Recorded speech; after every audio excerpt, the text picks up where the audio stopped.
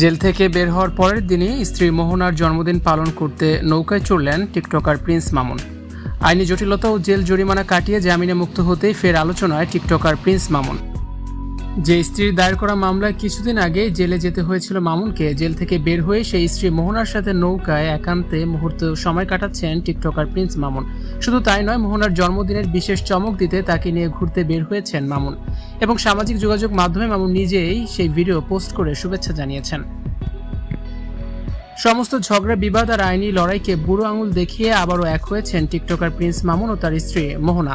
জামিনে মুক্ত হওয়ার 24 ঘন্টা পার না হতে স্ত্রীকে নিয়ে নৌকায় ভেসে বেড়াতে দেখা গেল টিকটকার প্রিন্স মামুনকে।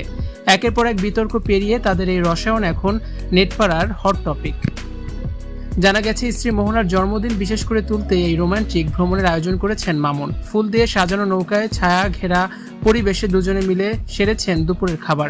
জেল জীবনের তিক্ততা ভুলে স্ত্রীর মুখে হাসি ফোটাতে মামুনের এই বিশেষ আয়োজন নজর কেড়েছে নেটিজেনদের। ঘোরাঘুরির পাশাপাশি সামাজিক যোগাযোগ মাধ্যমেও স্ত্রীকে শুভেচ্ছা জানিয়েছেন টিকটকার প্রিন্স মামুন। স্ত্রীকে বউজান সম্বোধন করে জীবনের সব স্বপ্ন পূরণের দোয়া জানান তিনি। মামুনের এই পোস্ট ও তাদের একান্ত সময় কাটানোর ভিডিও এখন নেট মাধ্যম জুড়ে ব্যাপক ভাইরাল হয়েছে। যে স্ত্রীর মামলায় জেল খাটলেন মামুন, কারামুক্তির পর সেই মামলার বাদী স্ত্রীর সাথে এমন মধুর সম্পর্ক দেখে হিসাব মেলাতে পারছেন না নেটিজেনরা।